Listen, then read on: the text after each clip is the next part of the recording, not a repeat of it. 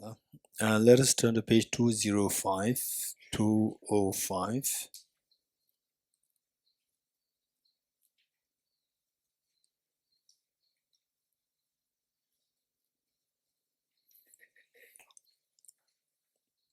Okay, we are reading the 3 essential points by Yogi Mitrajogi. Let's read this together. The 3 essential points. Practice consistently the deity meditation while still alive. Practice instruction of transference of mind when close to death. Practice the mixing during the intermediate state. Above all others is consistency in practice. Practice consistently the deity meditation while still alive. By being mindful of impermanent suffering, concertedly generate great compassion. Visualize the Guru on the crown of your head and the deity at your heart. Meditate upon your mind as unborn. Unborn meaning emptiness of object existence. Transference of mind, the hard practice of the time when one is close to death. By giving away your body, abandon all thoughts of the dependence. By the practice of the light ray cylindrical channel, eject your mind to the realm of Tushita, the mixing, the hard practice in the intermediate state. By knowing this as the intermediate state, transform the external, internal, and secret through the essential yoga of emptiness and compassion. The wise, learned ones connect themselves to their next lives. The quintessence of view, meditation, and conduct underline or essential points. Identifying all that appears is the quintessence of view. Not wavering is the quintessence of meditation. Acting mindfully in the same taste is the quintessence of conduct. This is the instruction of the great realized yogi.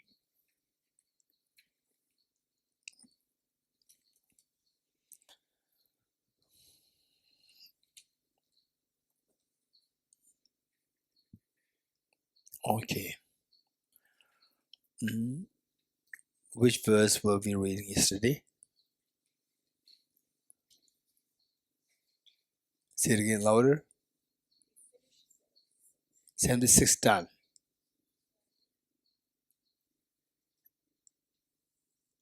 Okay, Gul Mahar, your question?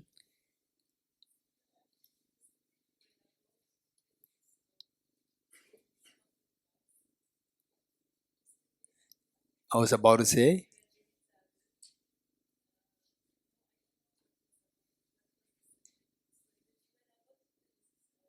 Then I think I can't do anything.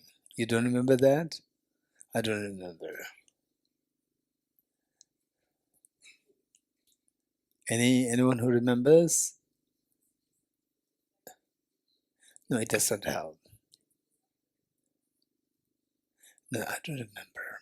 I'm very good in not remembering anything. Yeah, you should remind me. If you can't remember, you don't remember, then in what context? In what context? If you cannot relate the context,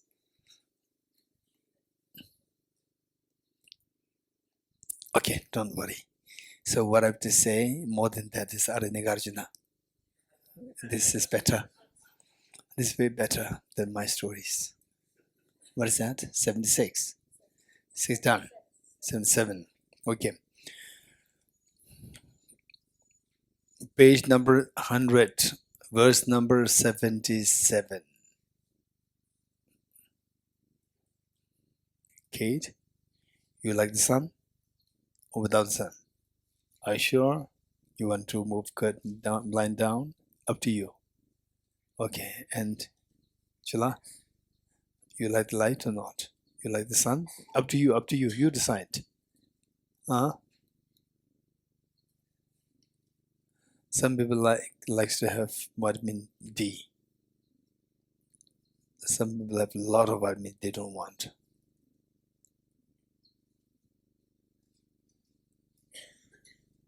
Some people feel cold.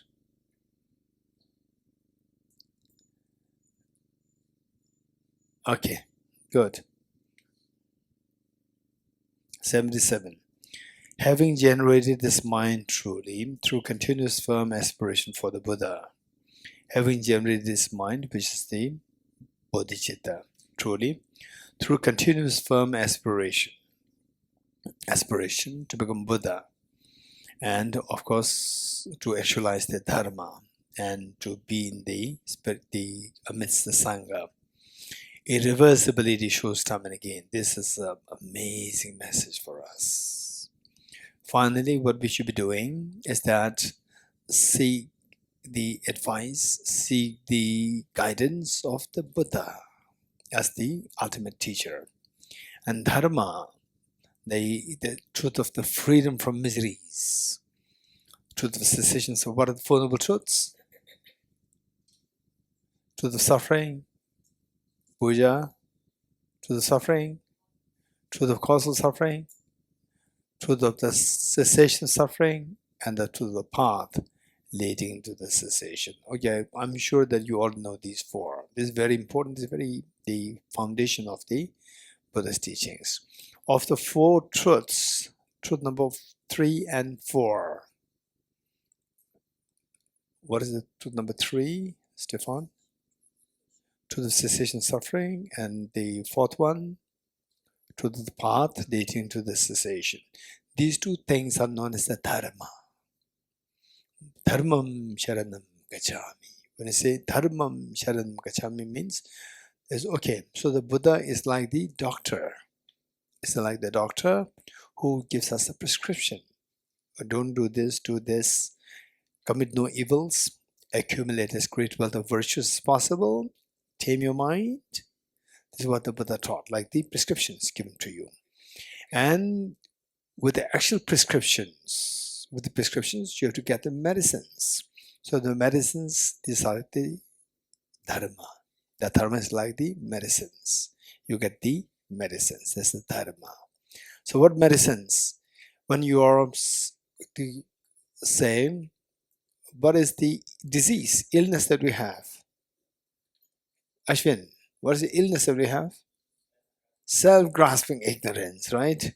Self-grasping ignorance, illness, anger, attachment, jealousy, craving, sadness. All these are diseases, and these diseases, they are actually the manifestation of the self-grasping ignorance and self-centered attitude. So what is the medicine should be the opposite of this disease. What is the medicine? The wisdom of emptiness. That is the medicine. So with this medicine, the goal is to heal your disease. You're getting it? So number 4 noble truths. Number 3, the truth of cessation of suffering. Cessation meaning freedom. Freedom from suffering. That is the one of the dharmas that will protect me. That when you get the freedom from miseries, you're protected from miseries. So that is the Dharma. Then the path which takes you to the freedom. Path that takes you to the freedom of the path that leads to the cessation of suffering. This again one which protects us from the miseries, from the self-grasping ignorance. So these two are known as the Dharma, like the medicines. Dharmam sharanam gacchami. So we have Dharma. Then next one is Sangha. Sangha is so important. Sangha is so important. So say 1, be with Sangha. Number 2, gradually be Sangha yourself. Number 1, be with Sangha. Be with Sangha meaning be with the people who are into the spiritual path. So say this is extremely important. For example, if you have one extremely good example, one extremely good person who is practicing Dharma, this person can influence others so well. For example, let's say we are very small boys and girls, small children. When we go to go to your class, your parents said, hey, study well, study well. How many of your parents told you study well when you were a little boy, girl, raise hands? That you are tired of hearing this, study well, study well. And then you're very serious, taking your mother's words very seriously with a bag full of bag full of books, go to the classroom, and all the boys and girls, they're throwing dusters here and there, dusters, shouting, right? And then you have the books, and others have the dusters throwing, right? And then you also keep the books far away, and you also start to hold the duster and hit each other. You're getting it? And then the next exam, you fail. What made you fail the exam? Because of the bad companion. And whereas next time, oh, my classmates, they're truly study. Mom, what are you saying? They're not studying. So next time you go with a ball or with skipping. What is that? Skipping rope? You go there, and all the boys and girls, they're studying in the books. You feel shy, right? You also hide your ball. You also hide your skipping rope, and then you also hold a book, right? Also hold a book. And tomorrow exam, you pass. Why you pass exam this time? Because of the good companions. Why you fail in the other exam? Because of the bad companions. So good companions known as Sangha. So the Buddha taught, if possible, always go with good companions. If not, better it is to go alone than to go with bad companions. Let me repeat it, what the Buddha taught. If possible, always go with good companions. If not, go alone. Go alone rather than going with bad companions. This is the message of Buddha.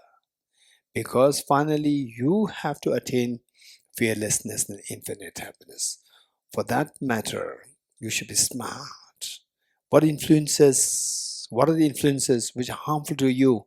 Stay away from that. What is that? Bad companions. This is the worst.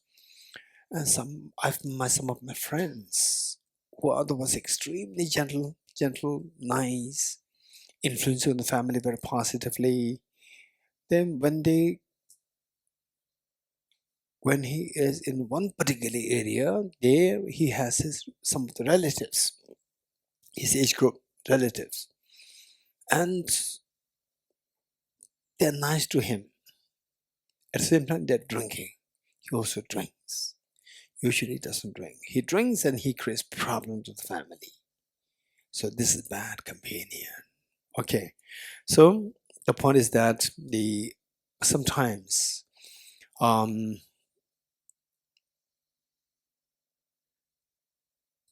say you start to come into Dharma, and your earlier friends from school days, from college days, otherwise very close, now you have nothing common to discuss.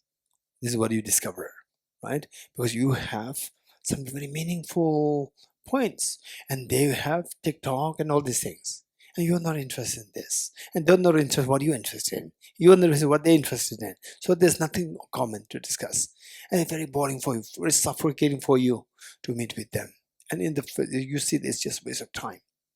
And for them to be with you is very boring, right? Right? In a way, say earlier you used to be a very smart girl, smart boy, and now after coming to Buddhism, you got a very shabby dress, very shabby, untidy, right? Oh, you're my classmate, right? Yeah. What are you doing now? I'm into Buddhism, right? Right, and then you very shabbily dressed. Earlier you look very smart girl, smart boy, and now very shabbily dressed, right?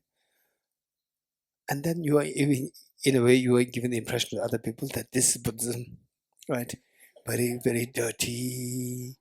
Earlier, very, very nice, speaking and span clean, tidy.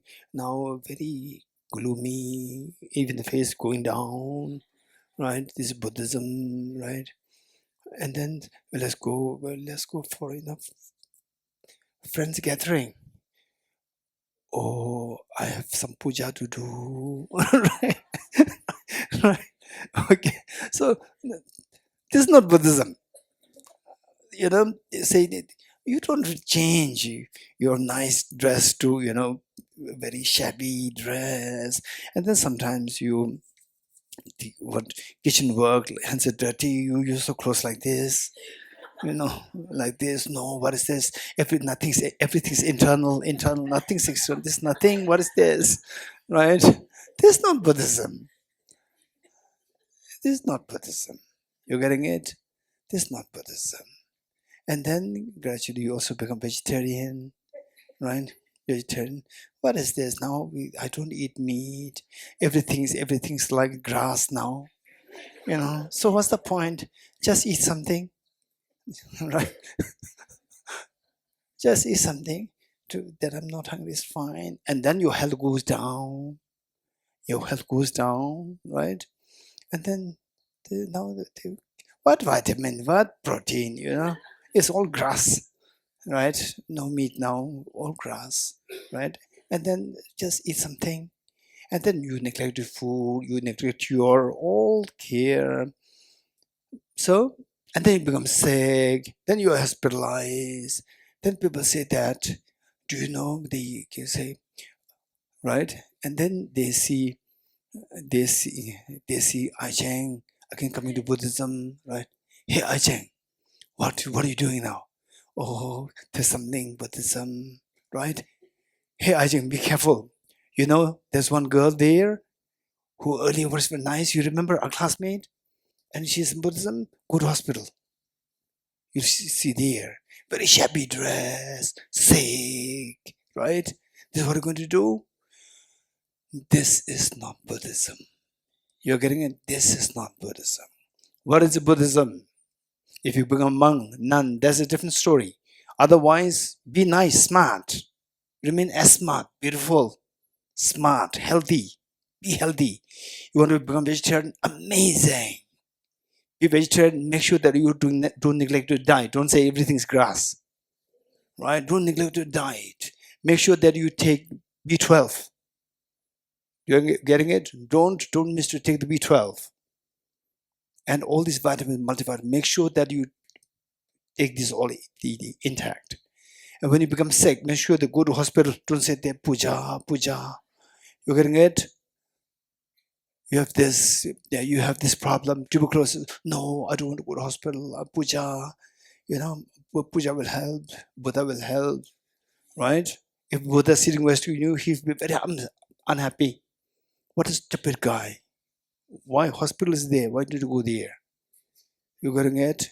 If you're hungry, Buddha, please remove hunger. Buddha will be very upset. Go to the kitchen.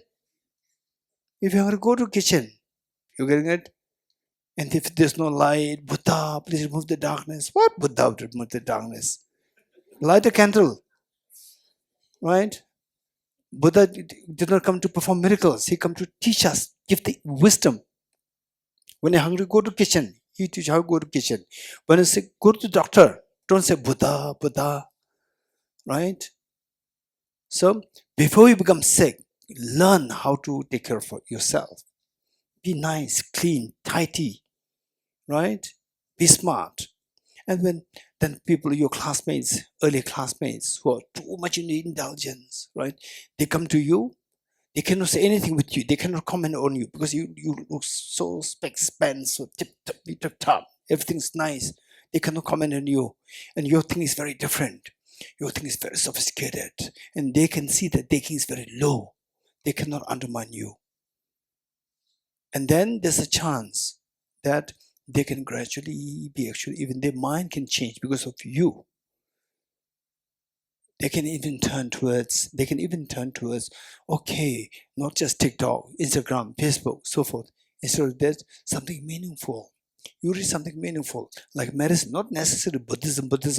Even reading some medicines. What are the Nobel laureates doing? Who are the Nobel laureates in physics, the medicine or physiology or economics? What is the new development happening? What neuroscientists are saying? What the physicists are saying? What is the new development in ecology? Just study these. All these, now these facilities can be used for these to grow yourself in a knowledge, in experience, and become a happier person. Finally, the benchmark that whether you are following Buddhism or not, the real benchmark is not that somebody to undermine you, somebody to to insult you or somebody to disparage you. No, is that you become somebody, as you grow older, you become happier, happier, happier. And then others, your classmates, your school days, classmates, schoolmates, your college mates, they say you, oh, look, there's such a glow there. This, our classmate, now going to Buddhism and very extremely seriously practicing, and it's amazing. He's becoming happier, happier. Many people there receiving counseling from the person. So then they also come to seek your help, because for them, they grow older, they start to feel more and more lonely. They start to miss their youth. Whereas you, instead of missing the youth, you become happier, happier, happier. This is a mark of whether or not you are a true Dharma practitioner. You become happier, happier, happier. Instead of missing your youth, you become happier, happier, happier. That is a mark of you being a good practitioner of the Dharma, of wisdom of emptiness, bodhicitta, and the four seals. So that is what is expected. So therefore, I say, initially you need to seek the help of very good sangha. This is meaning of sangam sharanam gacchami. You're getting it? And then eventually you become the good sangha, that you don't neglect your food. So you can turn to vegetarian. This is so precious. The first step, one step, is to become vegetarian. Right? I'm not forcing anybody.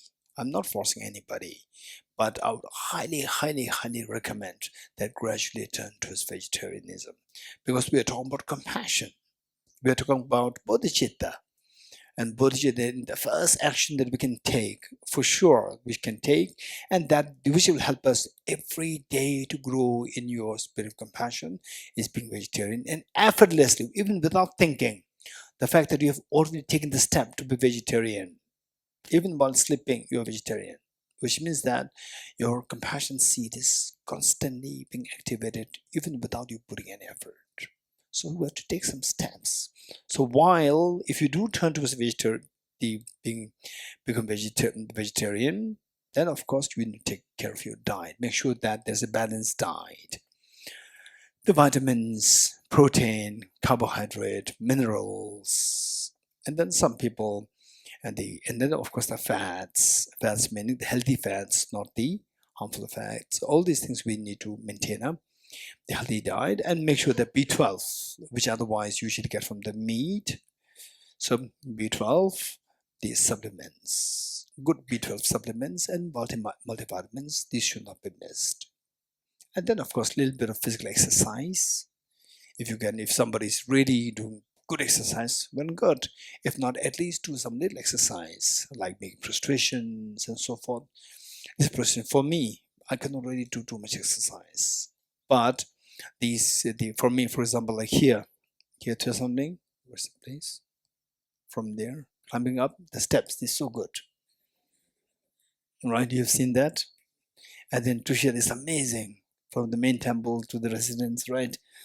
By the time I reach the residence, it makes me just wait for some time and then breathe heavily like this. Extremely good aerobic exercise. Then in my room in Delhi, I have this wooden plank for my full-length prostration. You just lie down fully, get up, lie down fully, get up, like 20, 30 times. They say 20 times in the morning, 20, that's good enough, right? That's good enough. Your health is not like, superstar, like a Hollywood star like this, or Bollywood star, superstar. Don't worry, you don't need that. Even they will decline at a certain point. So the point is that you maintain your health, that you keep your overall health good, aerobic good, lungs good, and overall cells, breathing good. That's good. And then focus on your dharma. Benefit others as much as possible. Grow yourself as much as possible. Are you good?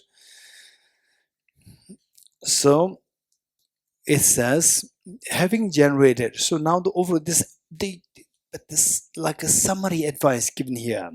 Having generated this mind truly, say, may I become Buddha for the benefit of all sentient beings. Generate this mind and see how to make this mind richer, richer, richer. You're getting it? So initially it can be very superficial. For example, myself, when I was young, like aged 20, 19, 20, 21, when I first joined the Institute of Buddhist Dialectics, I was so keen for the Bodhicitta practice of wisdom and emptiness.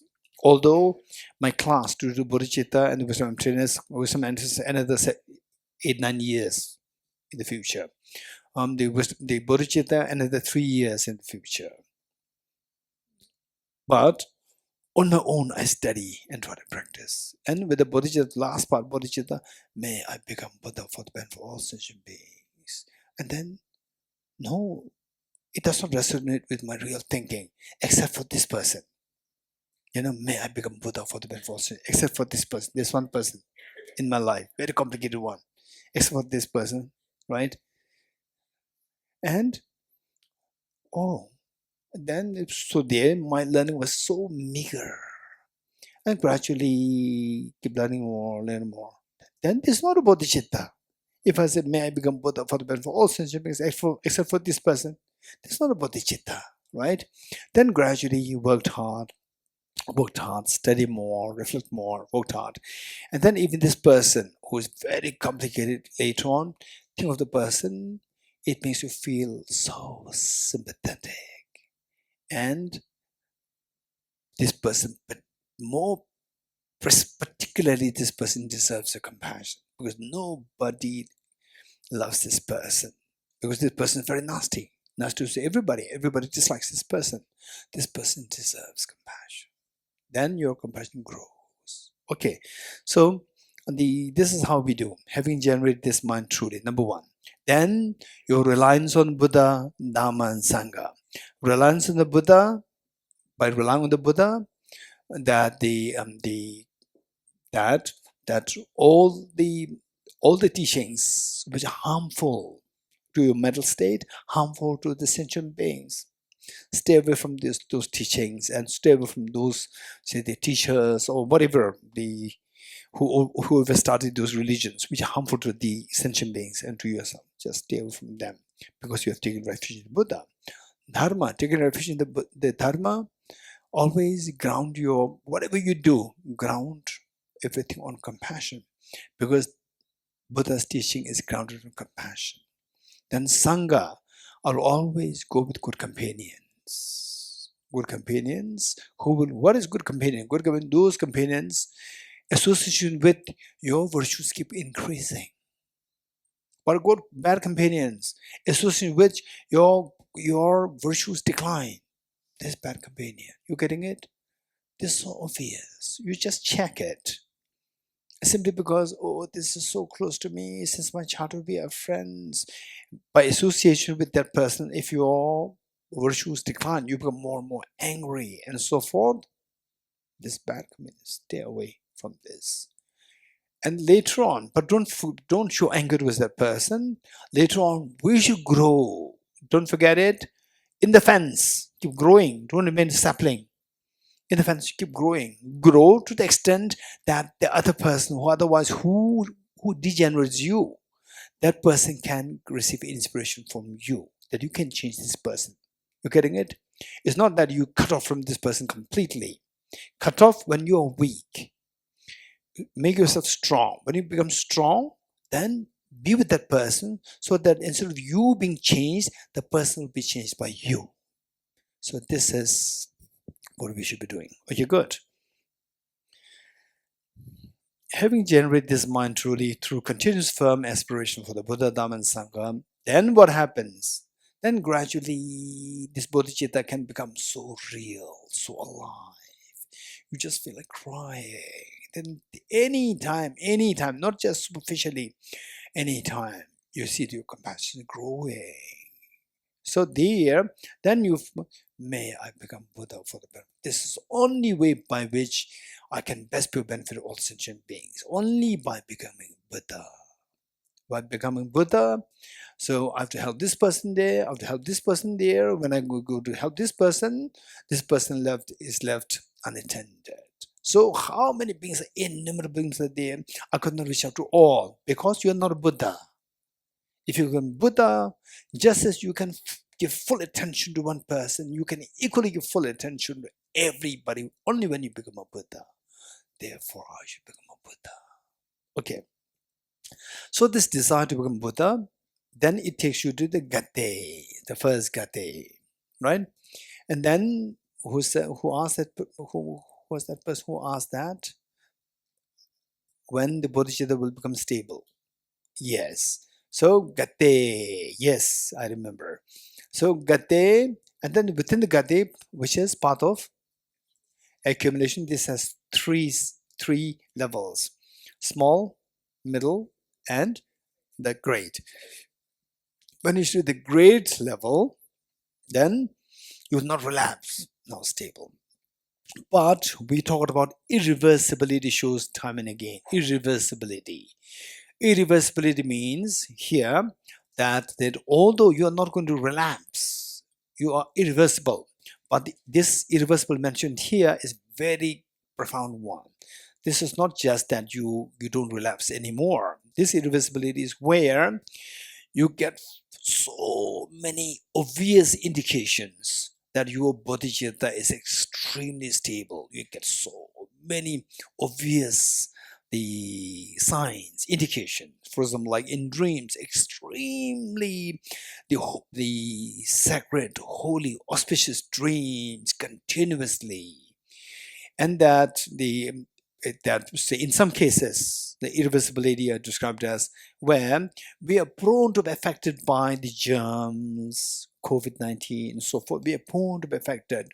So when you reach that level of the irreversibility, then you are not going to be affected by these external germs and so forth.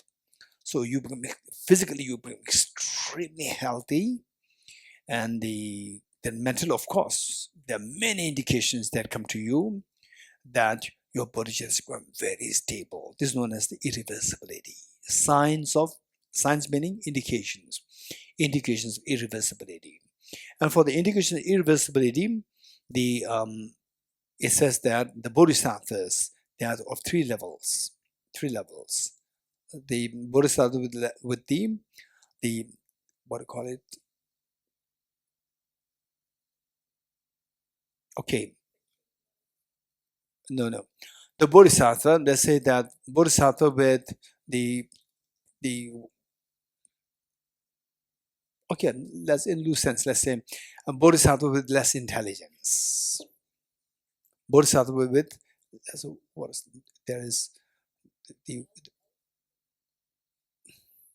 I would say dull is very strong, right? Lesser faculty than the average faculty and the great faculties, or the advanced faculty, or the sharp faculty. Okay, lesser faculty, average faculty, and the sharp faculty. Three. Of the three bodhisattvas, even the faculties you can change, you can improve, even that can be developed. But the lesser faculties, okay, first, the sharp faculties. Sharp faculties, they get this irreversibility, signs of irreversibility when we reach the second Gate. What is second Gate? Path of preparation. Sharp faculty bodhisattvas. Sharp faculty bodhisattvas, when they reach the path of meditation, they get the signs, that very obvious, evident signs. For example, just a mere thought of emptiness, because of movement compassion, bodhicitta, the mere thought of emptiness, they just could not contain the tears. To see the wonder that this is a medicine that I will share with all the sentient beings. Seeing the wonder, not just the amazement of the emptiness, but this is the only medicine, and this is for sure. This for sure can cure the beings. And it is like the mother getting a very delicious food, the thought, oh, now I will enjoy this. No. My children will enjoy this. You're getting it? Instantly, in the mother's mind, the children come first when something good gets into the mother's hand. You're getting it? This is what the Bodhisattvas, sharp-factor Bodhisattvas, when they see the emptiness, oh, now this is for all sentient beings. They should see this. Okay. So the joy they feel is just amazingly so empowering, with tears, moved into the feeling of joy.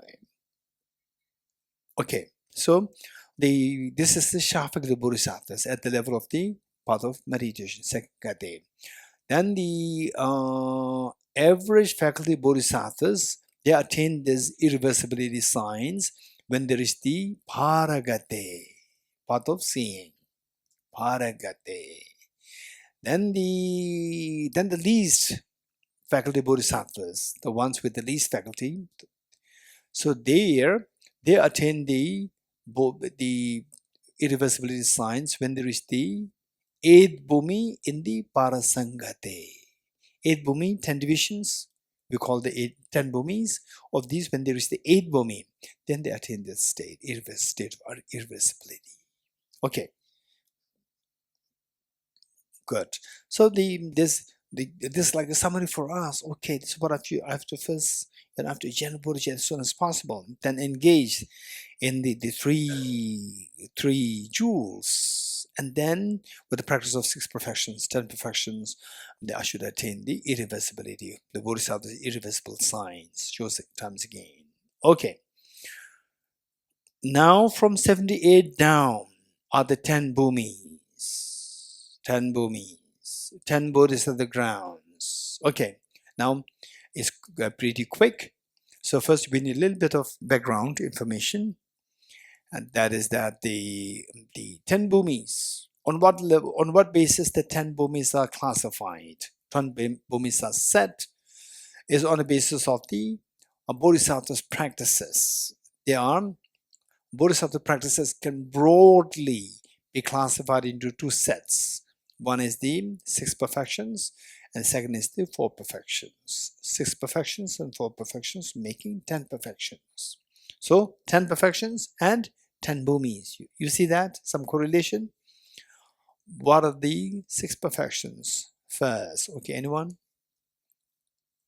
Yes, generosity. Number 2,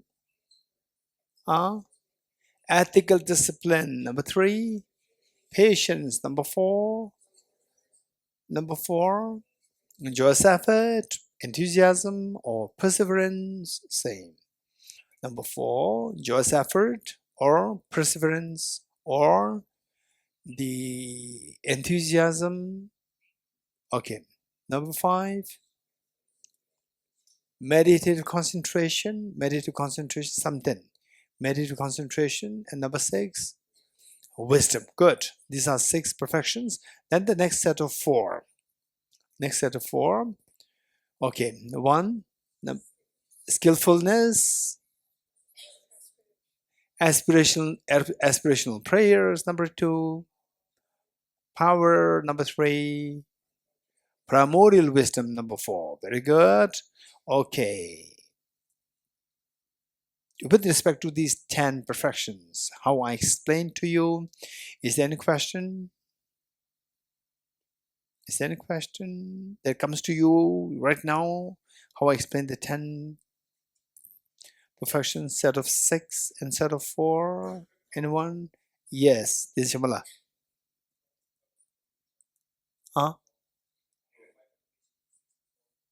Okay, this is 1. Anyone else? Any other question? Same. This is the same question. Anyone else?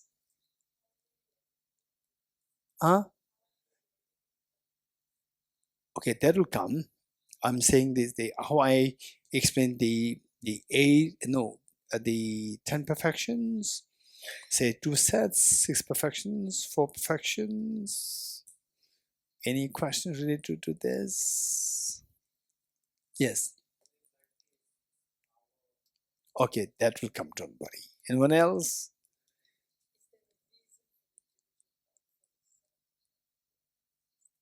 One of us. Okay, say the why this 10 split into two sets, 6 and 4. Why? Why not just say directly 10 perfections? Why 6 and 4? This is what I'm expecting. Thank you. Okay, so why 6 and 4? The first thing that we should be very practical. Following the Bodhisattva path, we should be extremely practical. And I would say that generally speaking, modern education, and the things related to modern education, they are very practical.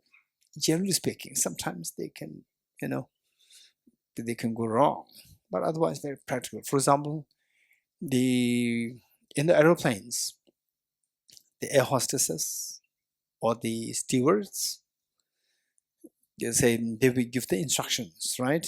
Hey, all the passengers, listen, right? Even if you are a frequent traveler, it is very important to listen. They say, right? So what you have to listen to? That the first, then if something goes wrong to the airplane, then the oxygen mask will fall, then put it, and the what?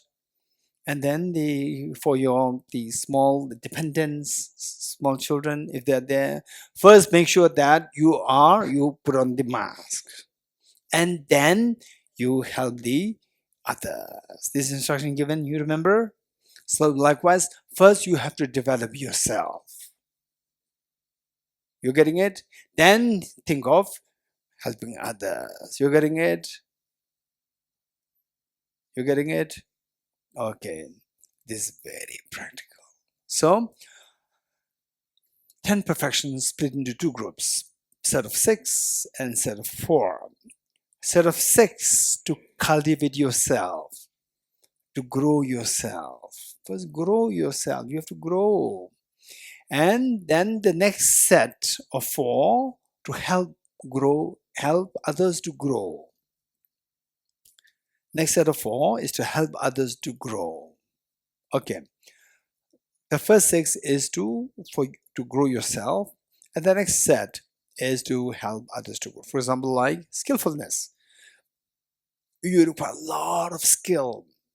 Say the teachings, they are twofold. Teachings are twofold. One is personal liberation. One is for bodhisattvas.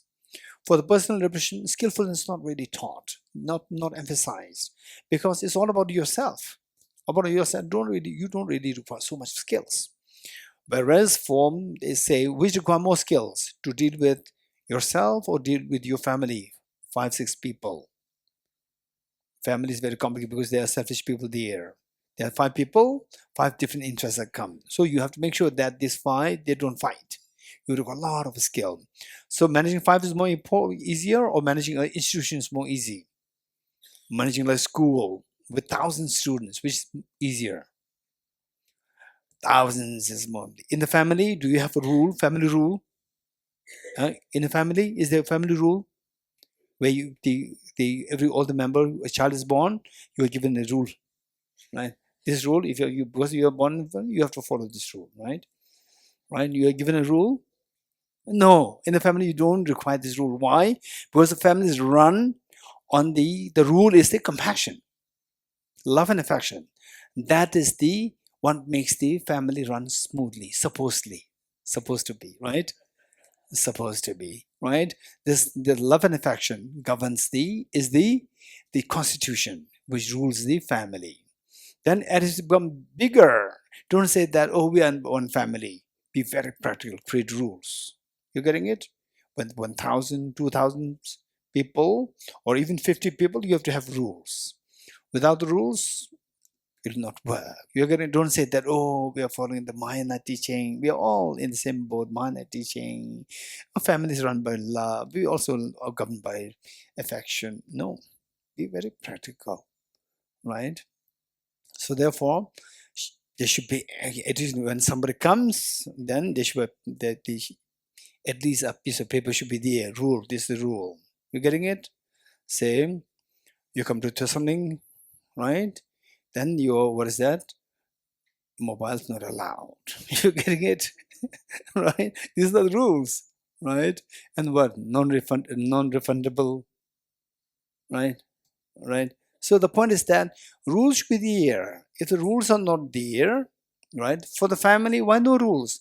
Because love, affection, this governs the family. Whereas as the our community becomes bigger, the don't be naive. Oh, you give love, everybody should love. Don't be naive. You're getting it? You have to have rules. But the one who executes the rules, they should have a good heart. At times, there could be exceptions.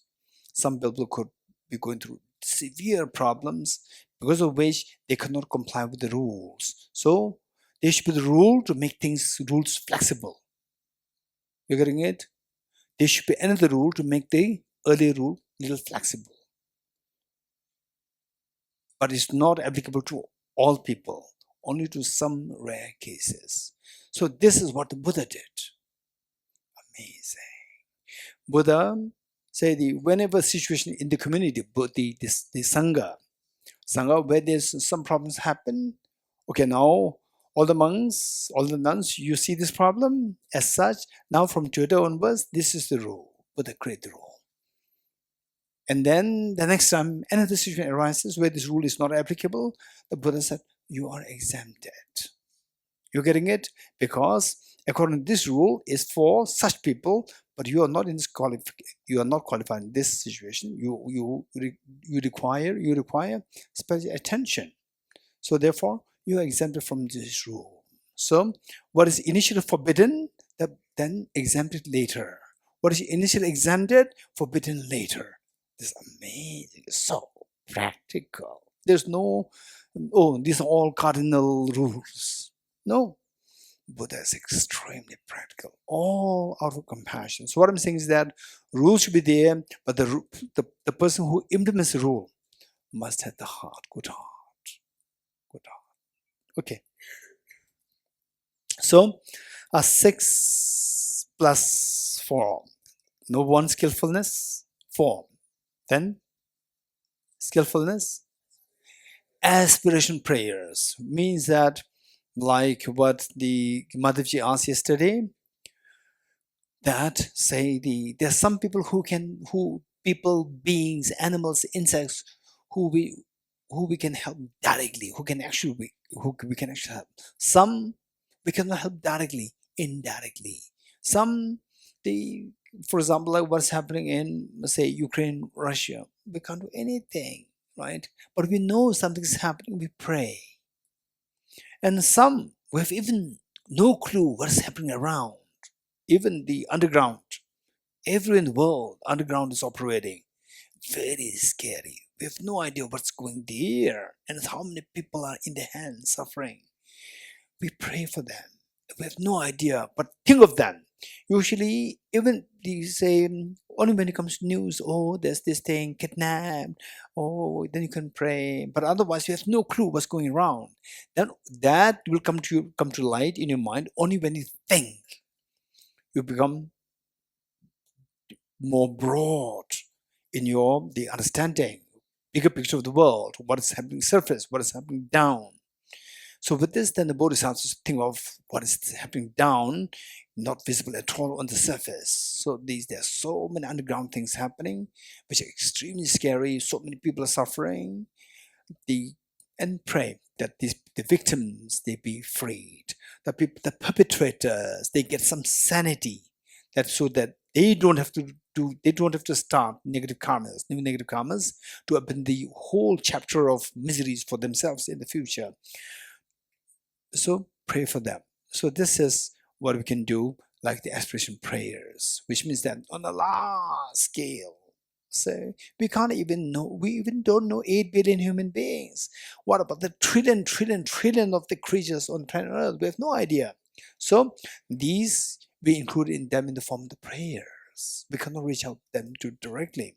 Then what about this is just planet Earth. And solar system, I'm pretty sure. In solar system, I'm pretty sure there's no life in the other planets. I'm pretty sure. From this mind. Who wants to make me happy? Raise hands.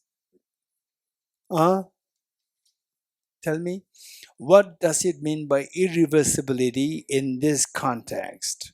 In this context here, verse number 77. Okay, Argaji. Anyone else? Anyone else? Okay, Madhavji. You're not falling back in samsara? Okay, okay. The Shambhala?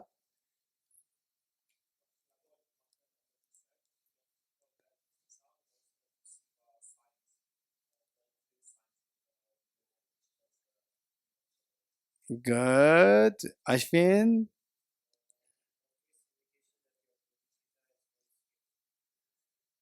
You get obvious indications that your bodhicitta is very stable. Okay, this girl here, Dishin?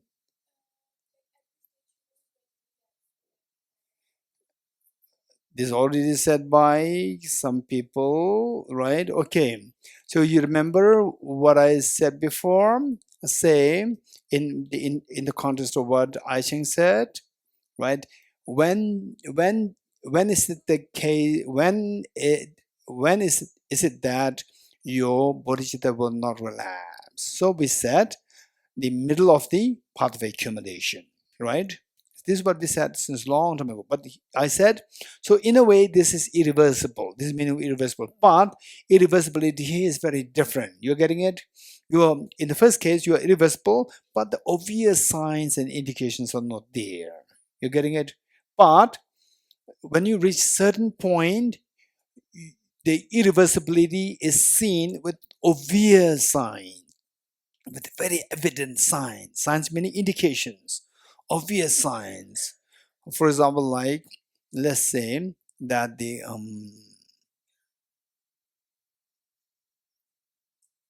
okay, most likely, let's say that if you see, you know,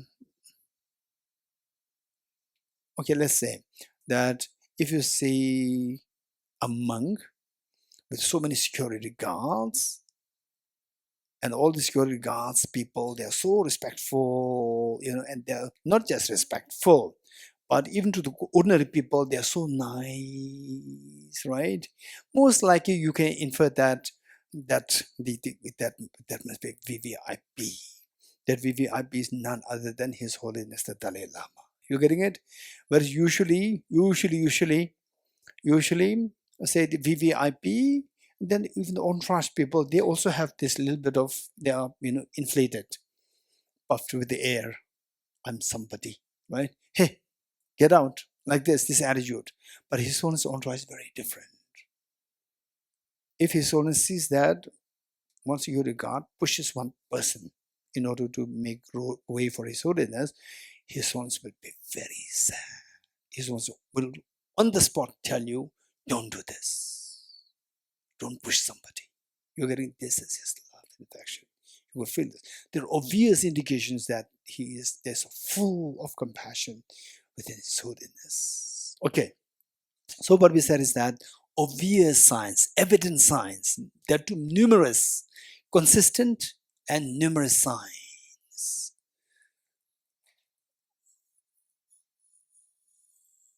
Ore, sidunla.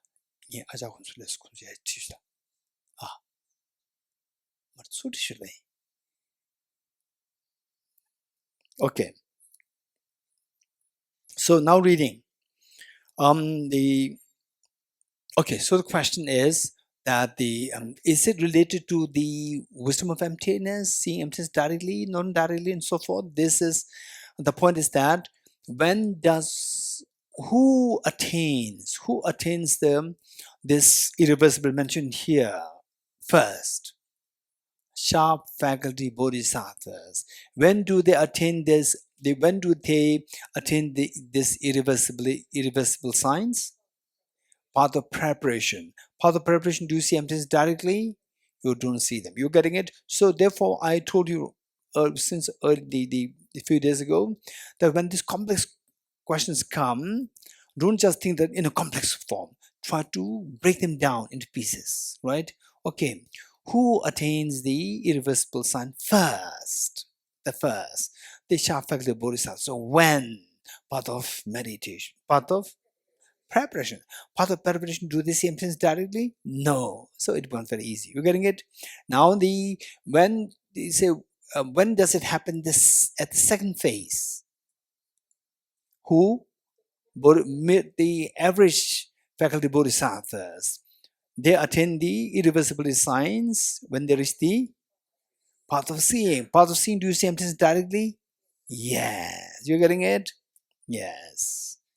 And then the third is, and when do they reach, when do the remaining bodhisattvas, inferior, not inferior, less faculty bodhisattvas,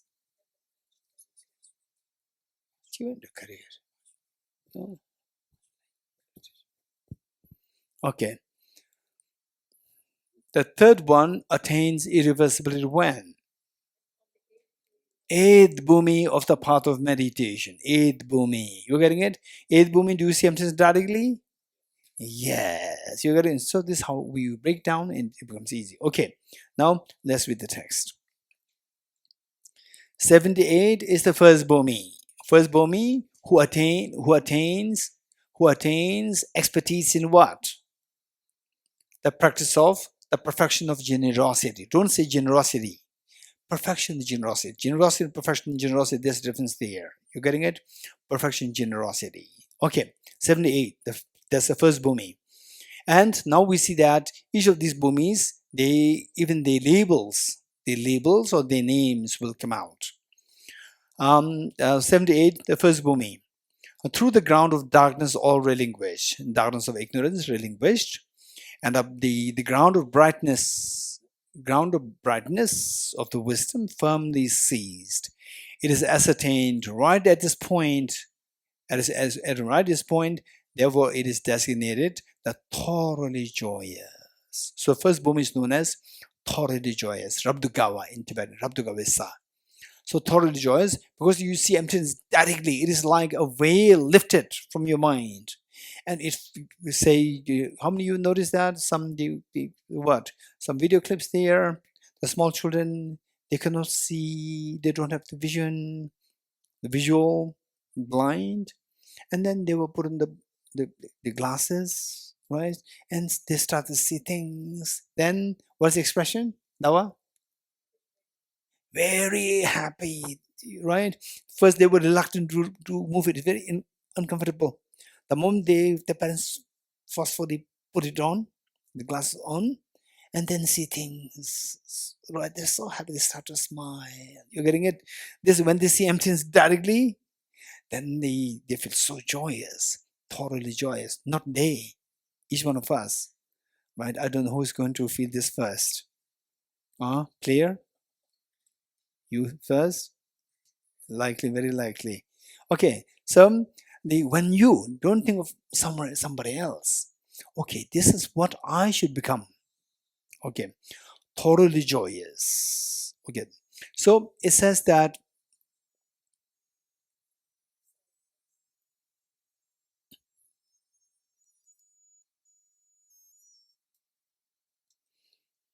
okay.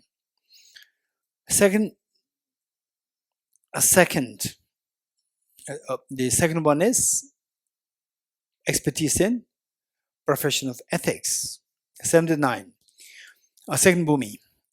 What has been tainted through all time, tainted by mental defilements, by the stains of passion. Why the stains?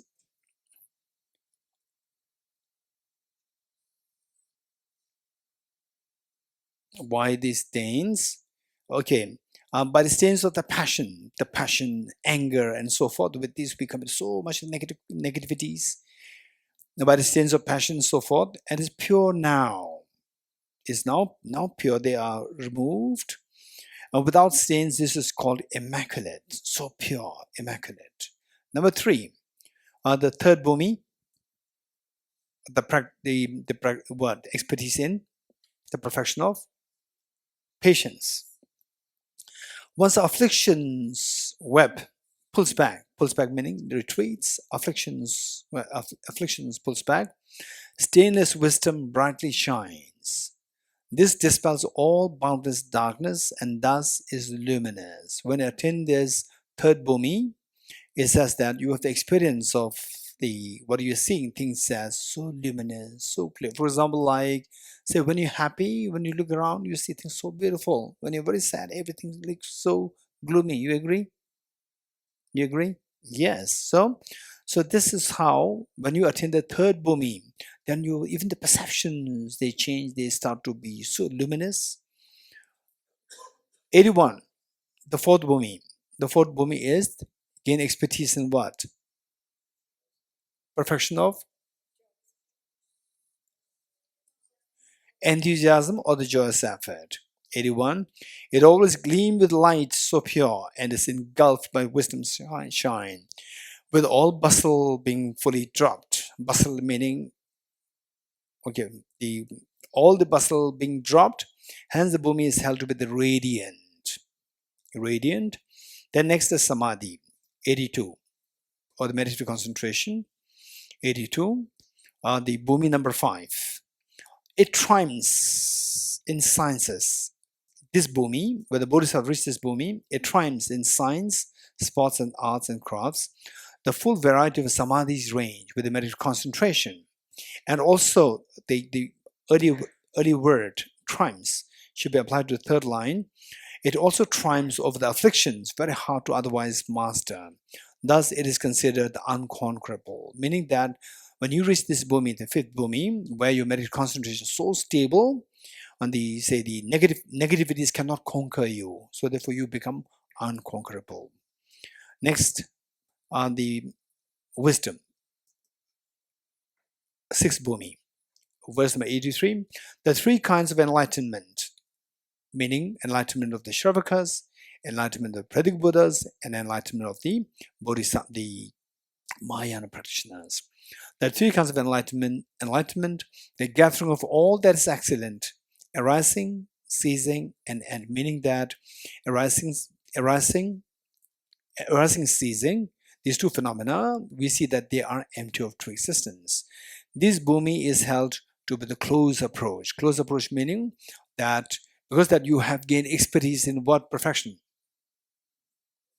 Perfection, wisdom. And the wisdom is the one which guarantees that your mental defilements will be gone, and then you will approach Buddhahood. So close approach.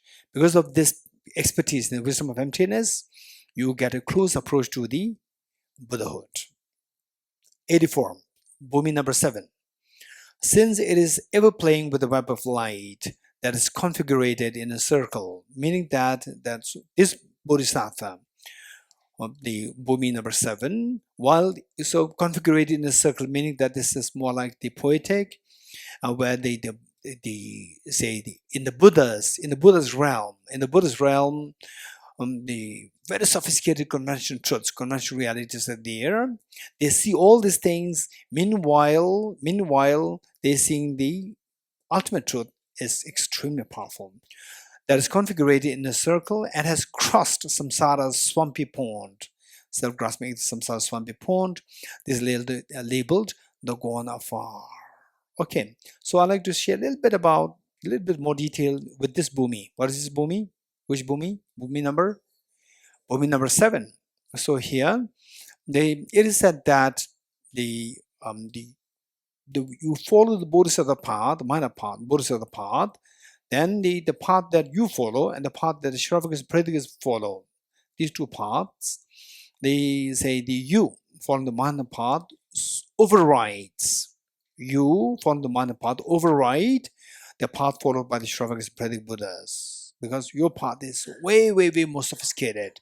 In what way it overrides? In two ways: by wisdom and by method.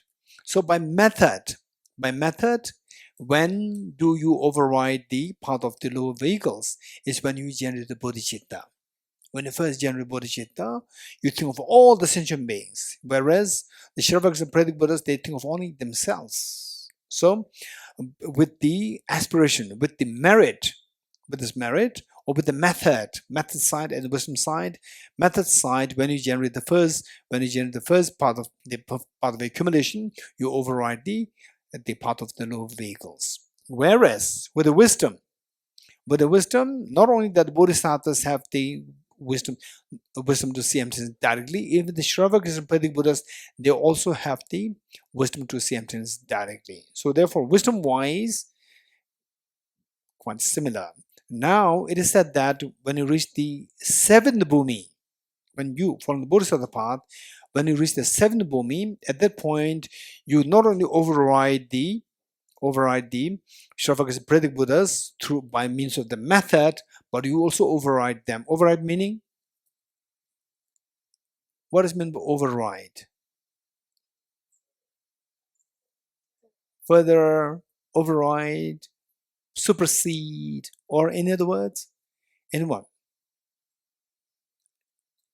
not taken over. Anyone not overtake. Overtake is like, say you are lagging behind first, and then you go before.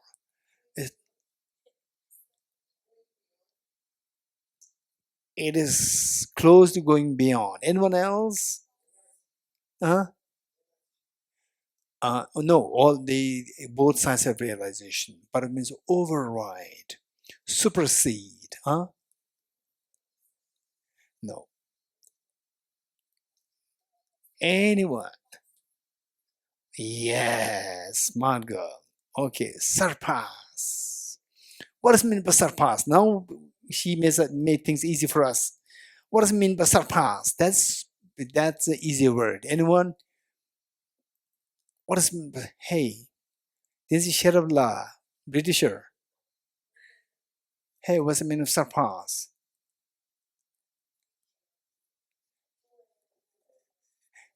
No, move ahead is not strong word. Surpass is extremely strong word, very effective. Let's say that the what is a Nobel laureate in physics, right? What does mean by Nobel laureate in physics? Nobel laureate in physics is someone who just excels in physics. What do you mean excels in physics? Who's good in physics? This is not under the meaning. Who's good in physics is not sufficient, a meaning to convey the word excel. Excel is an extremely powerful word. Anyone? What does it mean by surpass? Okay, puja. Outgrow. Outgrow means, the weed has outgrown. Right? Outgrow. Anyone? What does it mean by surpass? Yes.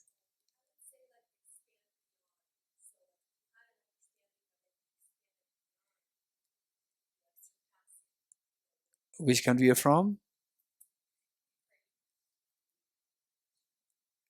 You explained it so nicely. Thank you.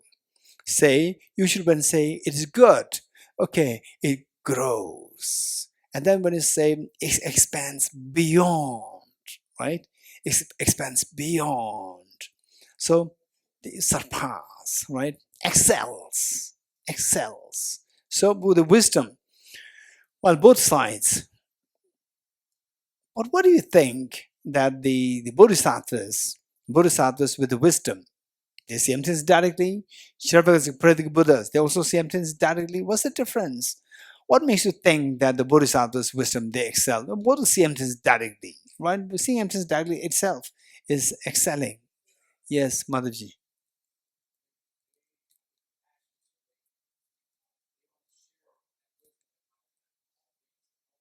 For example, let's say that I have a chocolate, and then another person has a chocolate, and the other person wants to share with other people. But chocolate per se, there's no difference. Your motivation, there's a difference. But chocolate per se, there's no difference. So here we're talking about the wisdom of the bodhisattvas far excels the wisdom of the Shravakas and Pratik Buddhas. Not only the motivation, the wisdom per se. Anyone?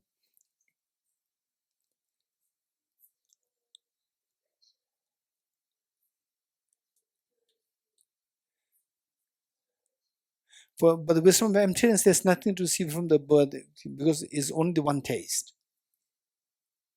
Anyone else? Tinzala.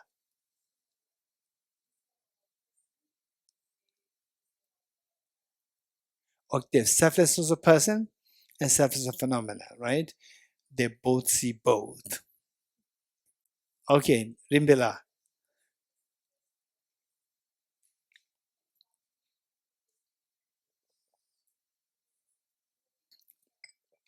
This is what the Madhavji is saying, right? So, anyone else? Yes.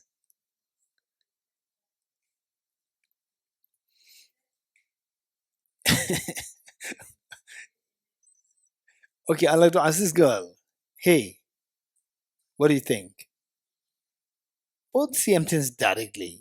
So how can I say the one supersedes the other? Say, you say 2 plus 5 equals 7. Albert Einstein says 2 plus 5 equals 7. So what's the difference? There's no difference to 2 plus 7, 5 equals 7, right? That Albert Einstein understanding is deeper. No. 2 plus 5 equals 7 is the same. Your understanding, Albert Einstein, the understanding is the same. Tanishk, what do you think? Okay, in class 12, what subject did you take? Humanities. Okay, so humanities, right? So likewise, okay, seeing emptiness falls on humanities or science? Most likely humanity, right? Or philosophy. Okay, so the question is that both the science, bodhisattvas and the Shravaka Buddhas, both see emptiness directly. But we say that the wisdom of the emptiness of the bodhisattvas, they override, they, what do you call it? Surpass or they overshadow the wisdom of emptiness of the Shravaka Buddhas. You getting it? So but they see, both of them see emptiness directly. So how do you say that there's a difference there with the two wisdoms? Yes, this is what Mataji said, and who said it? Uh, yes, Rimbila said, and this girl Dejin said. Kate, what do you think?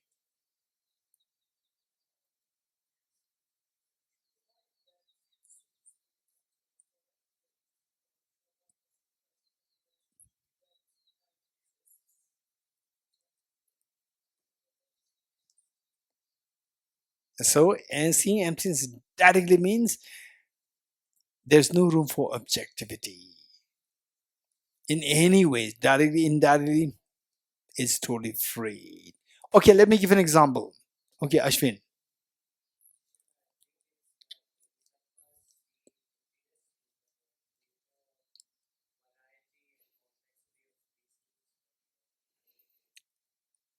100% correct. But what do you think in terms of the perception? What difference do you see? How you see through different reasons and varieties and so forth, what is there is perfectly correct. But my question is that, okay, not but additional to a little extension is that in what way the perceptions differ? Okay, Dr. Thumb.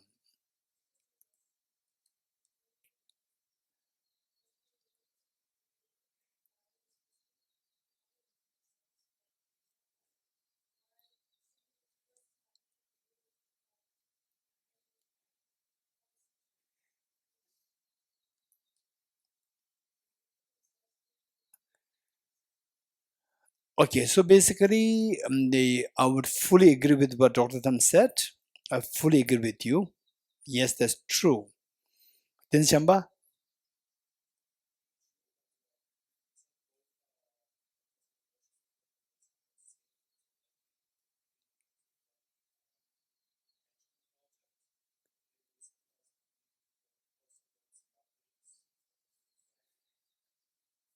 No.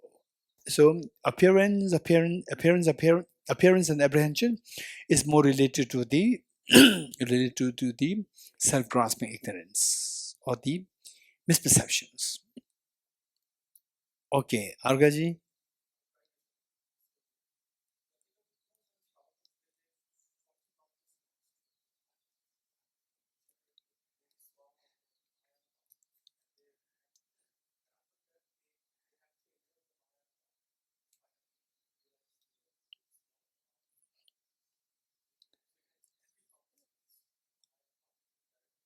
Okay.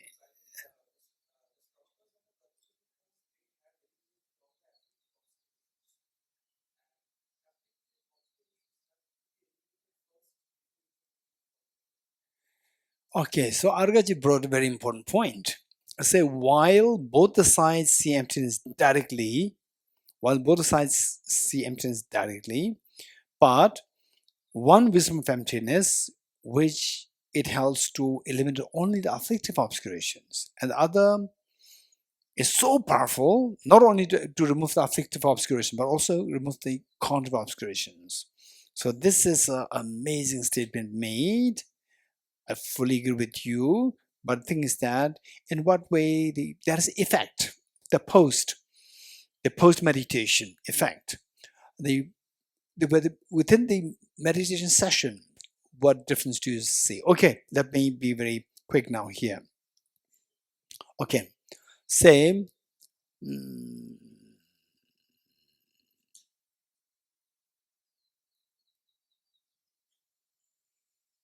okay, let's say that the Tanishk, right? Okay, Tenzin, would you mind giving him one of those brushes? That maybe the blue one, yes. You want to do Tanish, and then the okay, Tanish, you are in your 20 or 21? 20, precise 20. Okay, is there anybody in 30 or 35? Hey, 30, 35, raise hands. Stefan, tell me, how old? 30. Okay, that is okay. Is anybody 35? Huh? 33. So you already have the specs. Okay. Okay. I want somebody without specs in 30 or the less than 40. Around 33. Okay. Okay, give one to him.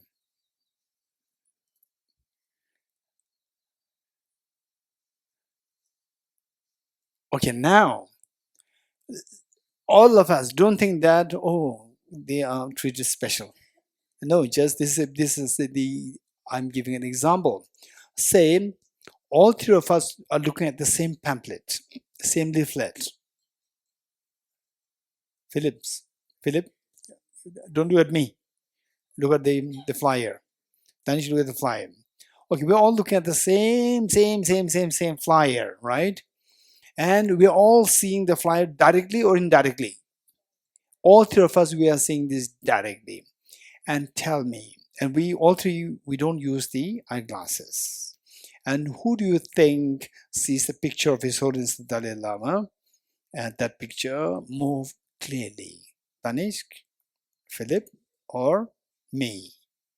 Tell me. Tanish, yes, he's the youngest. You're getting it? And then followed by Philip, and followed by, finally, me. You getting it? Although I see the picture directly, but how I see and how Tanish sees very different. Tanish see is very, how he sees this is very, he sees it crystal clear.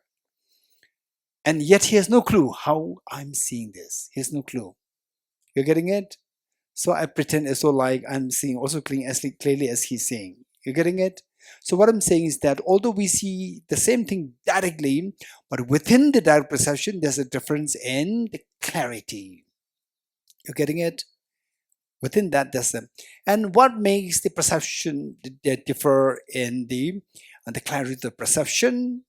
Eye consciousness, okay, that is because of your retina, eyeballs, pupil, muscles. It depends on, and the fluid, the what is that?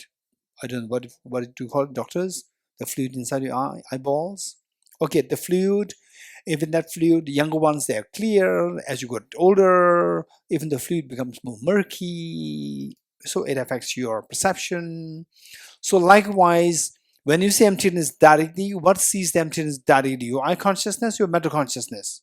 Hey, I Cheng, your eyes or your mental? Your mental. Your mental consciousness sees emptiness directly. You're getting it? So your mental consciousness It does not have the pupil, liquid, and so forth. Your mental consciousness is as a mental stains, right? With the mental stains, when you, even though you say them directly, but how you perceive that is not too clear. Whereas the bodhisattvas, when they look at it, because the mental stains are much less in the case of bodhisattvas, how they see emptiness is very clear. You getting it? Very clear. So therefore, this is so what happens is that when you reach the seventh Bhumi, then your perception of the wisdom of emptiness becomes extremely sophisticated, which the Shravakas and Pratik Buddhas cannot reach there. Madhavji, listen to me, otherwise you will miss this very important point. You getting it? Okay. Because you are raising your hand like this, you are not listening to me. You getting it? Okay. So the point is that, say, what unique quality a bodhisattva achieves when you reach the seventh Bhumi with respect to the wisdom, that is so important. You getting it? Okay.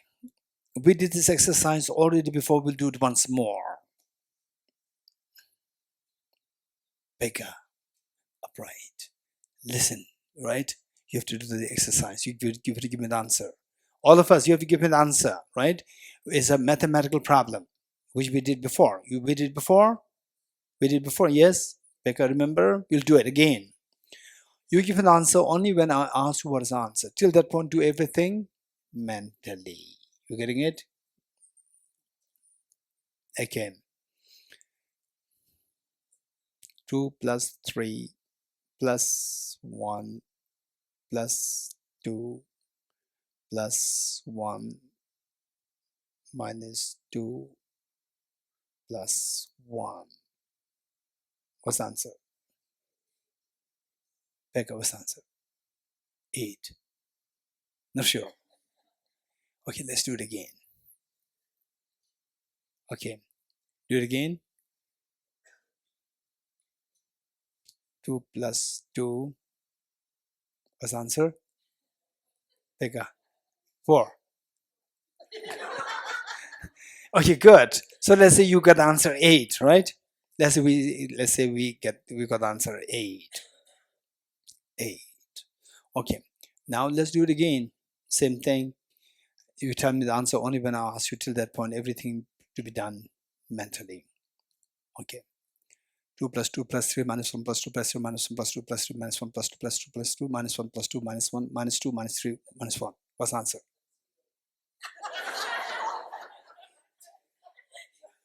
Anyone?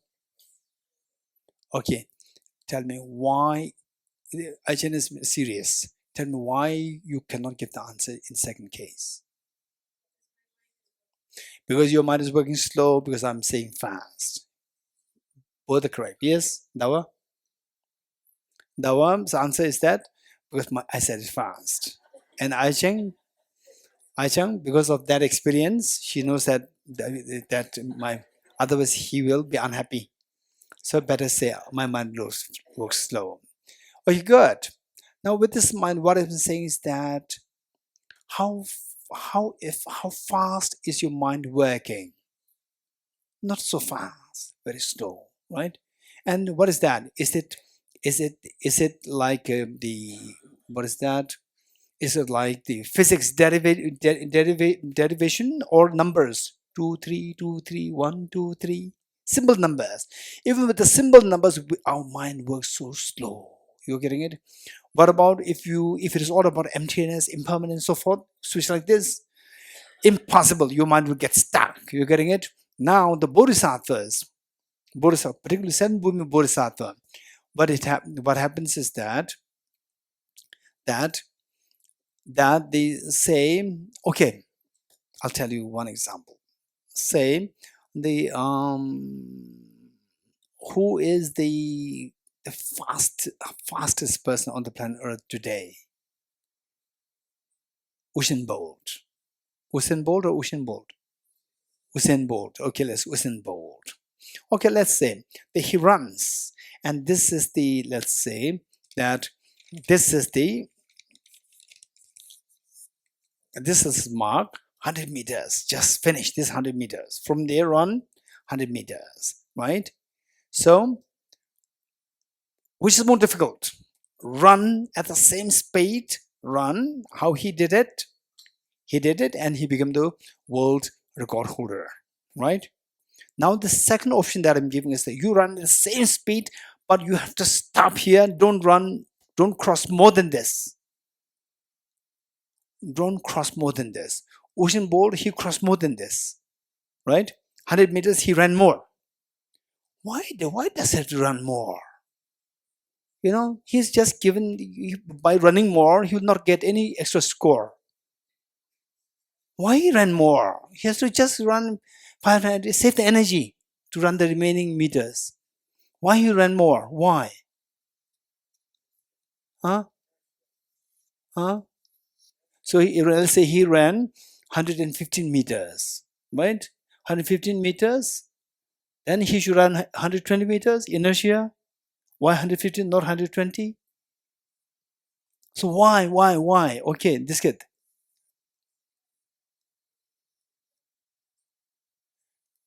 Okay, so which means that he can stop, but to stop that is very difficult. If you stop it, you have to compromise your speed. You getting it? It's so difficult to stop.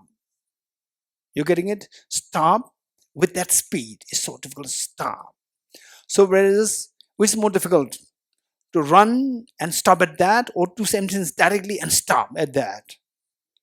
To see emptiness directly and stop and come out is way more difficult. You getting it?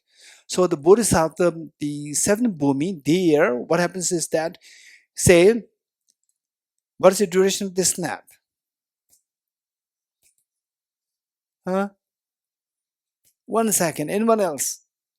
Seems like this is really humanity class. No, don't just say 110 and then jump to 100. What is this? Huh?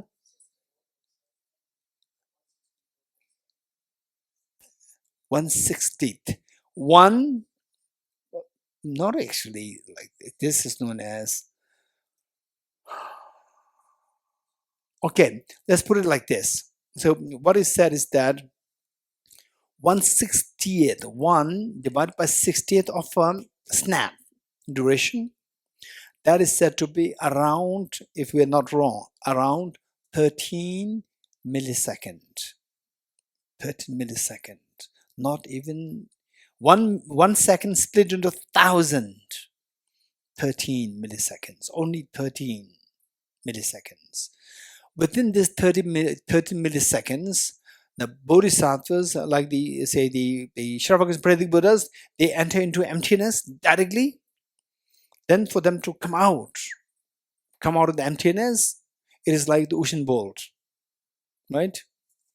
They hit 100 meters and then they run extra, right? So you should be supposed to stop at 13 millisecond and then come out of the meditation.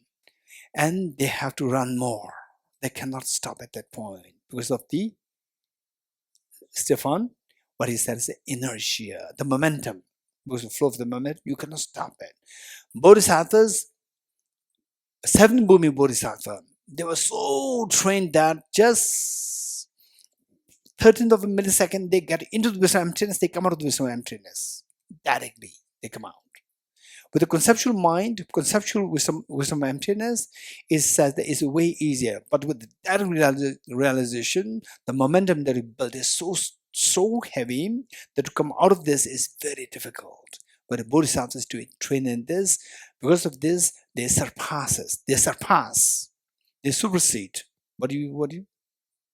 They surpass, they overshadow, they supersede, they override the wisdom of emptiness of the Shravakas and Pradik Buddhas. That is Bhumi number 7. So this is very important. Verse number 84. Okay, we'll continue the remaining verses and then we'll stop here.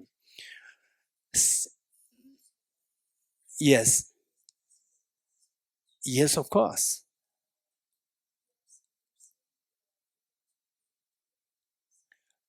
Direct realization, not just be into emptiness directly. Oh, okay, this is a good question. Why do you ask this?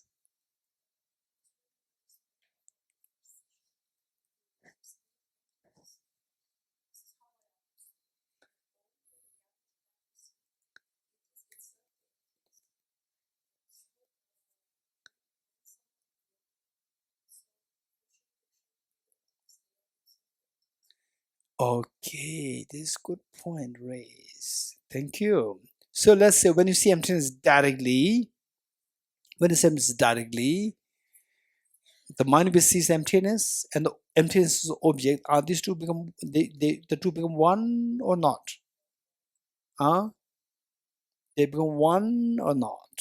How many think one and how many think not one? Kate? Not one? One. Neither. Okay, and how many you think that, oh, Geshe said that these two are one when you say emptiness directly? Raise hands. No. Listen to my question. My question is, how many you think that Geshe said that when you see emptiness directly, you and emptiness become one? Raise hands.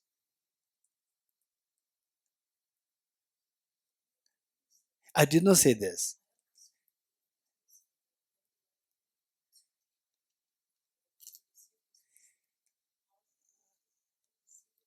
Emptiness directly, when you do we become one, we ourselves become one with emptiness. We're not emptiness. We are the nature of emptiness. We are not emptiness. You are not atoms. You are the nature of atoms. Your body is the nature of atoms. You're getting it? No. So the point is that this is what the Kate answered, that when you say emptiness directly, are you one with the emptiness? Not. But we call it as a mix. It's just to understand it. The reality is that when you say emptiness, there's no oneness, there's no differentness. So this is known as the inexpressible, the ultimate reality. Not one, not different. Yes.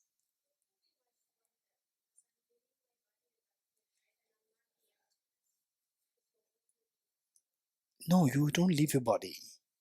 Still you can see here right now, you're in your 20s,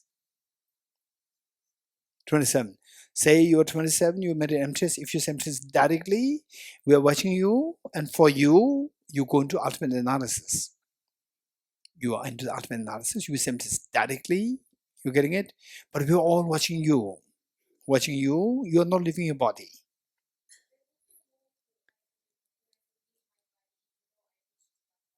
Yes, yes. Okay, this is a good question. What do you think? Okay, so you don't want to speculate. I know you want the authentic information. Uh, Okay, you want to tally. Okay, so idea is that it is said that let's say that that seeing emptiness directly and you leave the body. When does it happen? Again, as I said earlier, think of this in segments. So when do you leave the body? Say Shravakas Prati Buddhas, they also do that. Then the Bodhisattvas, till 8 Bhumi, they also do it. Till 7 Bhumi, they do that. And 7 Bhumi, they do that. And then the Bodhisattvas at the 10 Bhumi, they do that on different levels. Say the Shravakas and Buddha, Shravakas and them, what they do is that when they leave their bodies, they see they leave the body. So what form they take is known as mental form, mental physical form. It's not a physical form like this. It's not a gross form. It's a mental, but the metal which is seen as physical form. It's not physical form. So known as mental body. They take the mental body. So likewise, the bodhisattvas, when they reach the till 7 Bhumi, they don't take the mental body. They can take mental body, but they don't. They take the regular body. Regular body. When they leave this body, they take another regular body. When they reach the 8th Bhumi, then take the mental body. 8th Bhumi. Then when you become a Buddha, what happens that is known as the omniscient mind. Omniscient mind manifests in the form of the radiant physical body. It's not a physical body. It's not a really physical. It's not made of atoms. It's just the mind, but this is known as the omniscient, the perfect, the pure mind, pure body. This is also known as the illusory body in some context.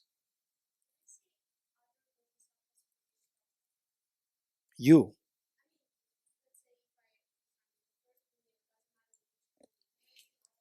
Yes, of course. So it says that when you reach the, for example, say the what subject did you take in your school or college? Information system. So let's say that somebody who is very basic, after just plus high school, then join the information system. What do you call it? Okay. So look, I can see that, So from how I'm using vocabularies, you see that he doesn't know anything about this. You're getting it? So therefore, this is how, when you know more, you can see those people who less know, you know them so well. When you know more, those people who know better than you cannot predict. You know that they are so good, but which level they reach, you don't know. You know that they are better than me, but which level you're not sure. Lower ones, you will know which level, but you're good.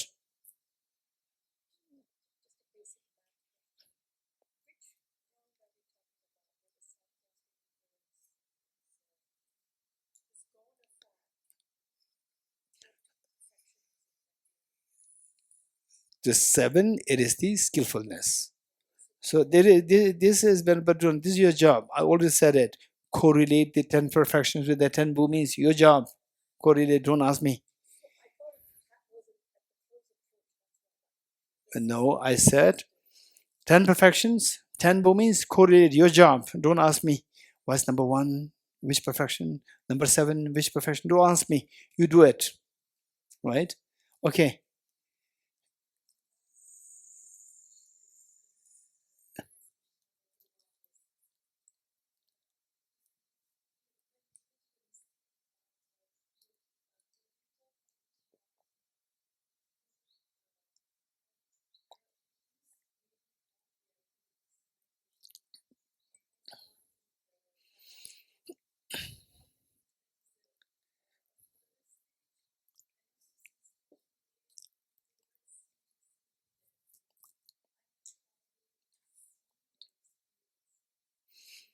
Okay.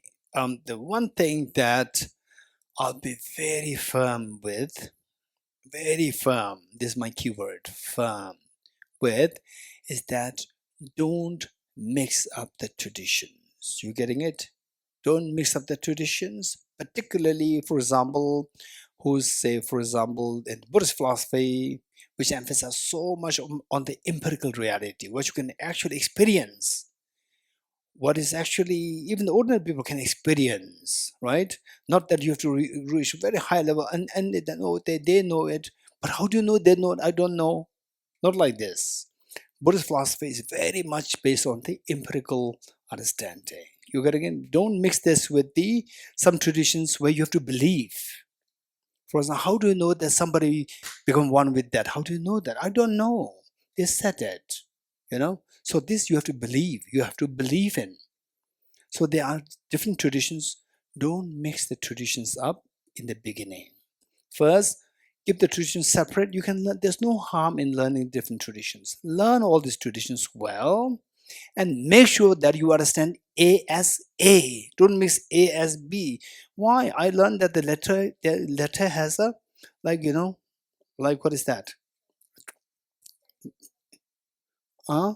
It's not. It's not triangle. It's like, you know, these two lines touching at the base is broader, at the tip is joining, and then in the center there's one line there. And this is I learned as a letter. No. There's another. I learned a letter with the straight line and with two balls, right? Straight line with, they call it B. This is also letter. These two are not similar. First, learn them separately. A as A, B as B. Don't mix up. You're getting it? So likewise, the different traditions, learn them separately. Don't mix. Learn them separately. When you really become, till the point you become very confident with the first tradition as first tradition, tradition B as tradition B. You have to learn them you should become very confident in these two concepts. Once you become very confident, then you can tally, not mix, tally. Tally the two, if they're same or they're different. You're getting it? Right from the beginning, if you mix up, you will not understand any of the two traditions. You will end up nowhere. Okay, let me finish the verses. Yes, Ivana.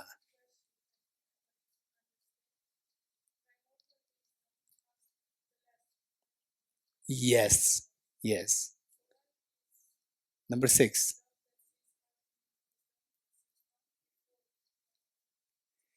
Okay, this is a good question. What do you think is the reason? Any idea? No idea? Okay, so what did it say? The number 6 falls in which set? First set or second set? First set. First set is for what purpose? Personal growth. Personal growth means to remove your mental dirt. For to remove your mental dirt, you have to see emptiness. No, listen. First, you understand it? So the wisdom of emptiness, number 6, it is for you cleansing your mind so that there's a personal growth happening. And the last one is for primordial wisdom, to see the diversity of the conventional reality. So that is primarily to see the diversity, then you can help many people, right? Say, for example, say here, let's say the people eat the breakfast, and then the soup and vegetables later. And you go to another center, they eat the vegetables first, followed by the bread. And if you don't know, right, the second tradition, you come to the first place, then you say that this is not wrong. You don't know how to eat food. First, the vegetables should be eaten first. Whereas if you know both, then you could, oh, here you can eat the breakfast. The bread first. When you eat it, if you want to put butter, then you can apply butter, right? So like you can teach, because you know the diversity, then you can help everybody from different traditions. So that is the last one. Good. Okay, let's finish the next two verses. We'll stop here. 85. Being cared for by the Buddhas. 85 is Bhumi number 8. Bhumi number 8, known as the immovable. Being cared for by the Buddhas, having entered into wisdom's ocean. Okay, wisdom's ocean, which means that the Bhumi 8, particularly Bhumi 8, what's the unique thing about the Bhumi 8? Huh?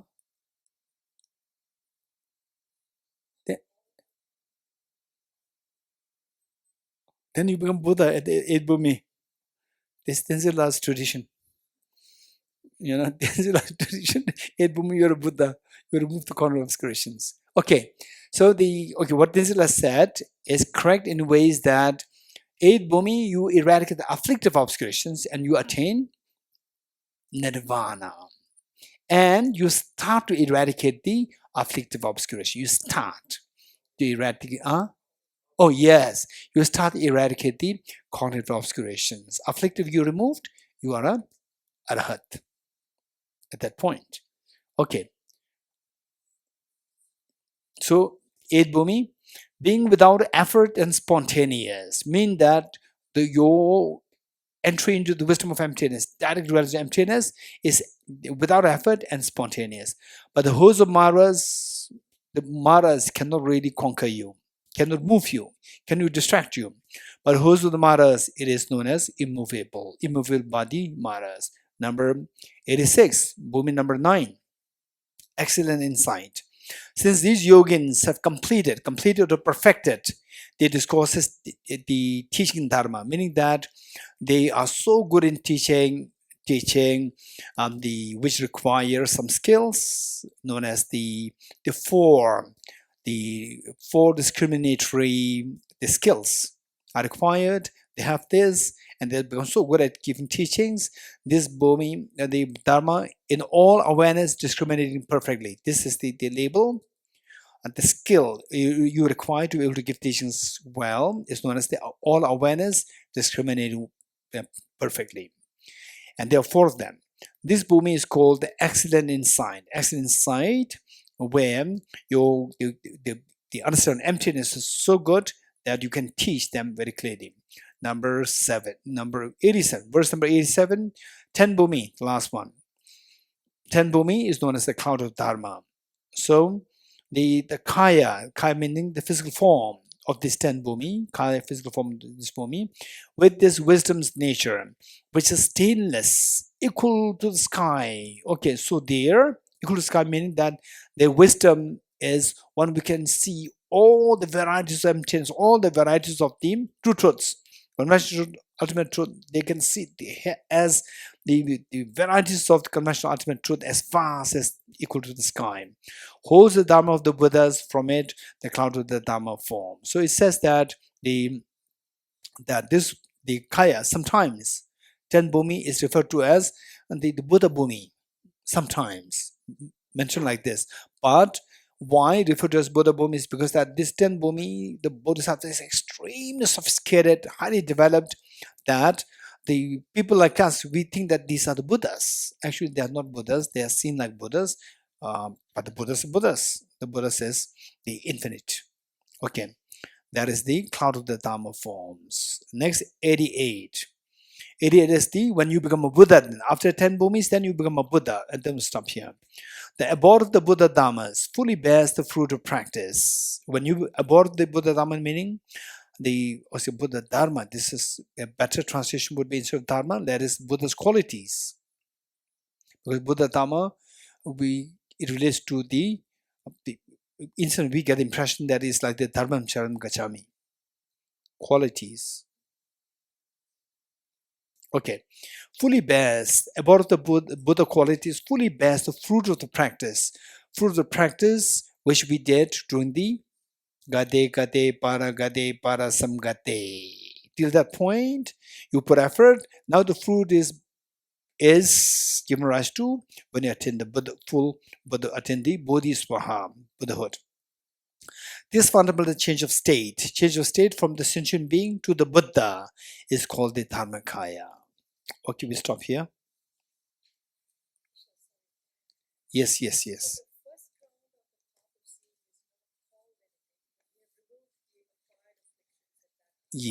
Yes.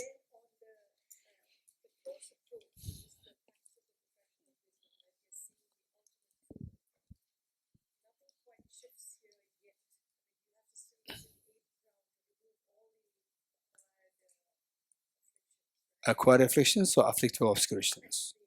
Afflictive obscurations. Innate, yes. What is so special about 6 then? This is your question, right?